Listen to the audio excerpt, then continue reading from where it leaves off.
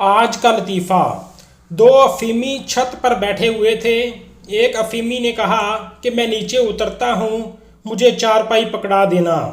उसने छत से नीचे उतरकर दरवाज़ा पकड़ लिया और ऊपर वाले अफीमी से कहा, चारपाई छोड़ दो।